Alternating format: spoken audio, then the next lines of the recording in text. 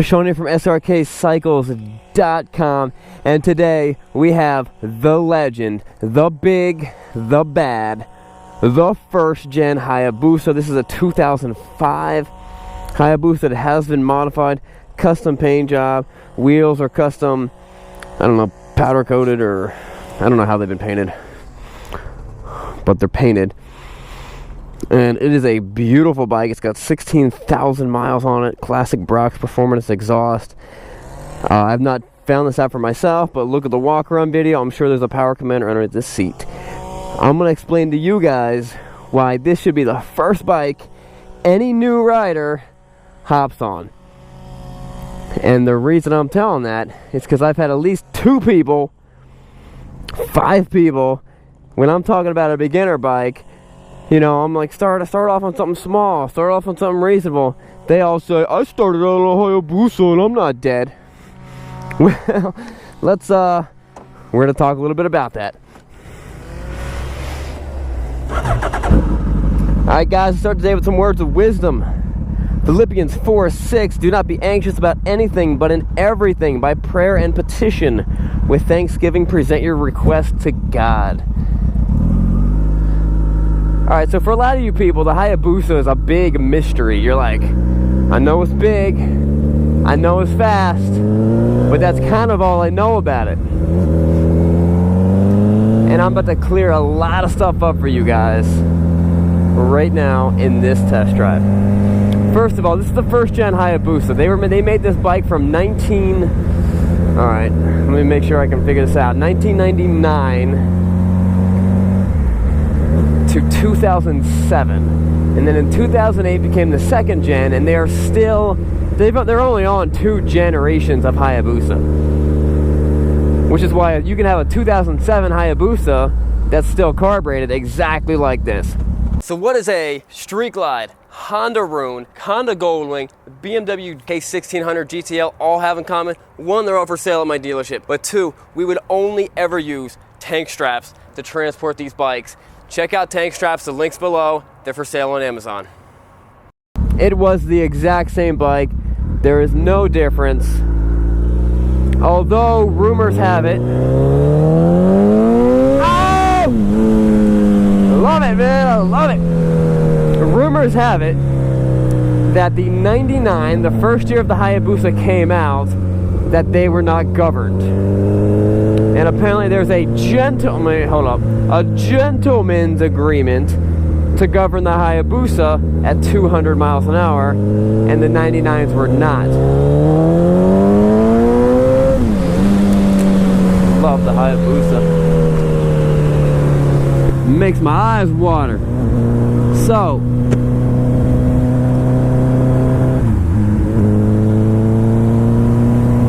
the Hayabusa is a very, very fast bike.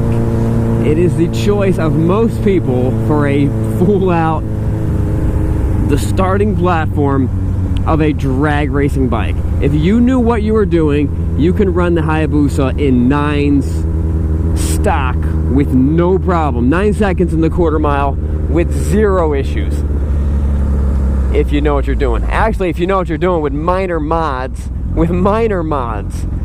like gearing and straps to hold the front end down, you can run a 600 in 9s. That is a fact. Look it up. I've read multiple magazine articles about it.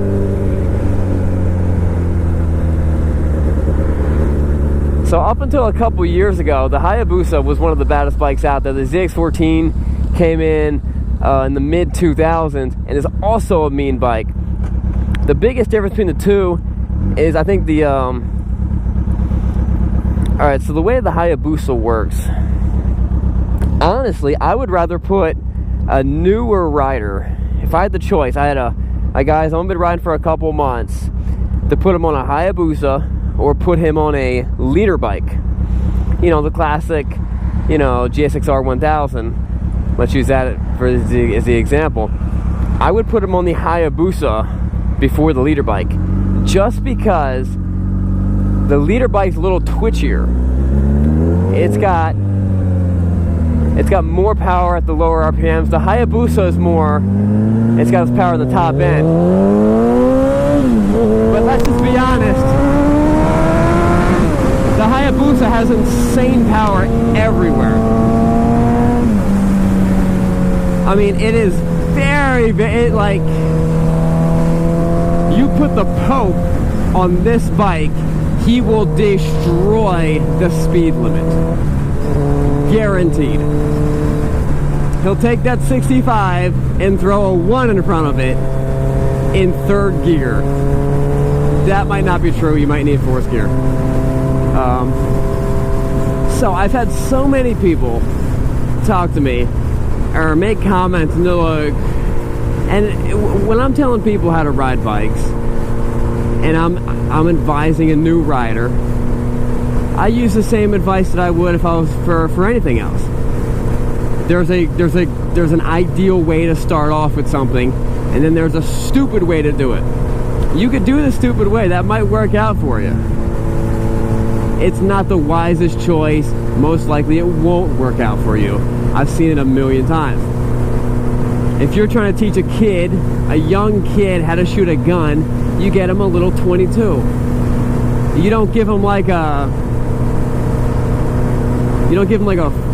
45. You don't give him something with a big kick. You don't give him a Desert Eagle. You know what I mean? You're not trying to set him up for failure is what I'm talking about. And so I would recommend with people, with new riders looking to buy a new bike, to learn how to ride and then also have to manage the bike that they're having, to start out with something a little easier. Not the baddest bike you could find. But then there's always some idiot who's like, oh, I started to ride on a Hayabusa. That's how I learned. I don't care. That is dumb. Yeah, I'm sure you're fine. What about everyone else that started to ride on? What about every one of my friends that their first bike was a 600 Super Sport and they wrecked it within 3 months? Statistically, look it up. That's the facts.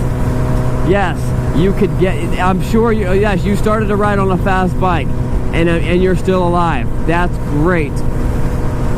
It's not ideal. I wouldn't recommend it. There's tons of people who grew up with, you know, less than ideal situations. It doesn't mean you recommend it. I grew up with just, I didn't have any parents growing up. I was raised by wolves, and look at me, I'm a regular guy. That's fine. It doesn't mean you should suggest everyone else gets raised by wolves. That's stupid. Build yourself up to a bike like this, to a super high performance machine like the Hayabusa. But with that said, if you need to use your bike, if you need to use your Hayabusa to sober someone up who thinks that, hey, you know, I'm gonna go to, I had a girl come to the shop one time, never rode a bike in her life. She's like, I want a 750 or a 1000. My parents all ride Harleys, and they say that that's a good place to start. So I want a sport bike.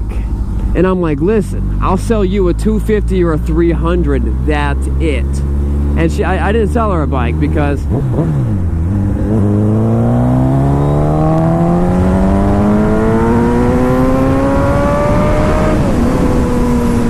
I ended up not selling her a bike because I didn't want her to die.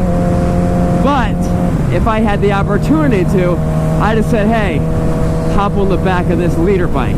Hop on the back of this Hayabusa and let me show you what you are not prepared for. And then I just give it a little bit of risk like this. 1,000 miles an hour.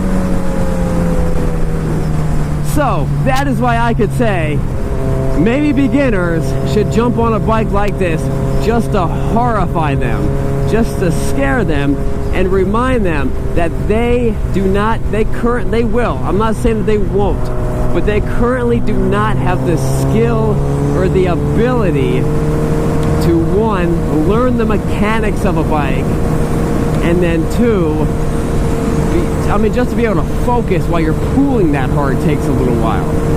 Honestly, I'm being very honest. This bike will smoke everything else, everything out there on the road. Very fast machine. That being said, I love this bike.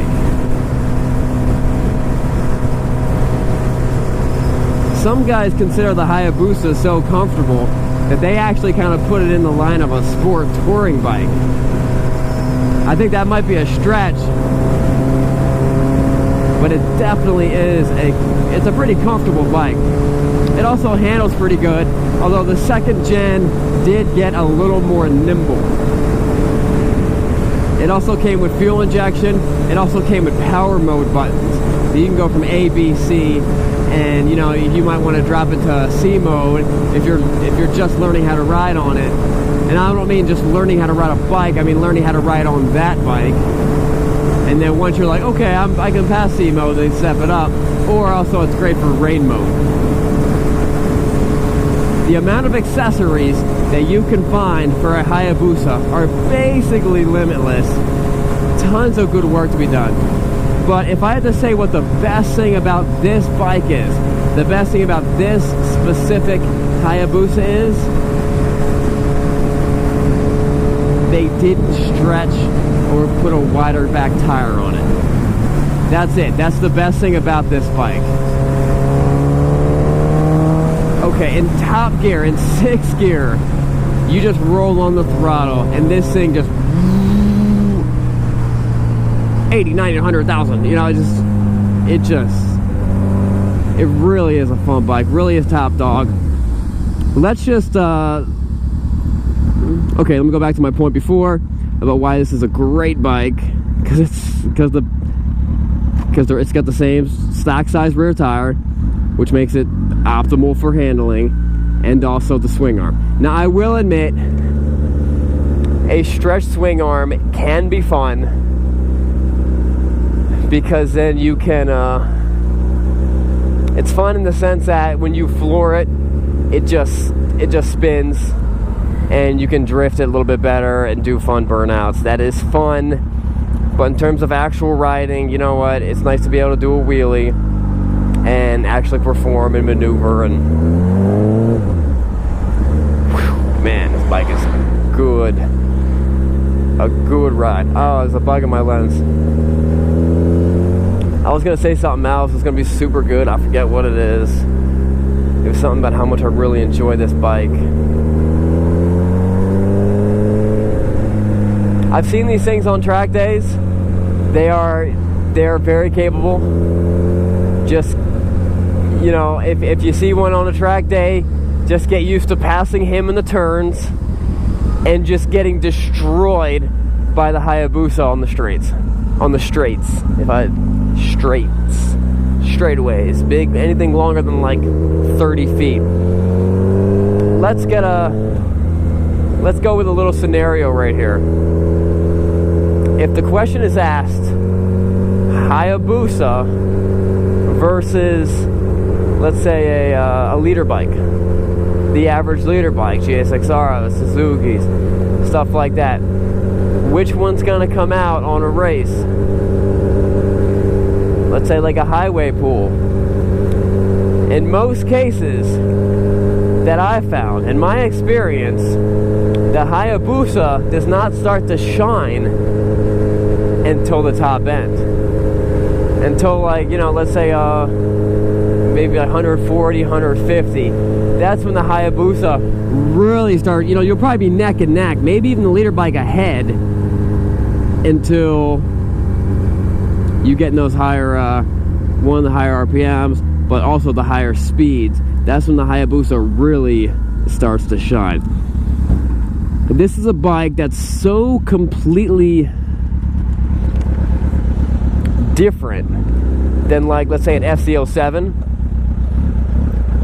because the range of fun in my Yamaha FC07 that I sold to Asher,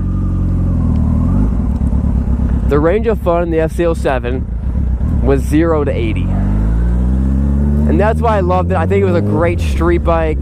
It kept me closer to speeds that are legal and safe. In this Hayabusa, the range of fun, you don't even notice 0 to 60. I mean, you notice it, but in cruising those speeds, it's instantly 80. It's instantly 90. You're instantly going 120. You know, it's so fast. It's so incredibly fast that you're instantly in triple digits. That to think that you can ride a bike like this and never exceed the speed limit is laughable. I mean, first, maybe we'll go back out. I think you can exceed any speed limit in America with first gear. If not first gear, then definitely second gear. Guys, I love this bike. This Hayabusa is very nice. Check out the walk around video. It's a really clean bike. Oh no. All right, there we go. My boot got stuck on the shifter. It's a very clean bike. It's got good rubber on it. It's definitely a great ride. Not for everybody. All right, guys, that wraps it up. We'll see you later. Remember, it's not what you're riding, but where you're going. And don't forget, if you have to transport your bike, if you're trying to go somewhere, move a bike, your bike broke down, whatever, it's got to go in the back of a trailer, truck, or a van, or anything, you need tank straps. Check them out. The link below. It's the only method we use. It's the only strap that we trust to transport our bikes all day long. They are the best. All right, guys, we'll see you guys later. What's up, guys? Sean here from Srkcycles, and thanks for watching the video. Click here to subscribe. Click here to see more content. And as always, check out the description box to see our latest inventory and our killer deals, to see how to win a free motorcycle, and also to see our latest bikes and beards gear. We'll see you guys later. Remember, it's not what you're riding, but where you're going.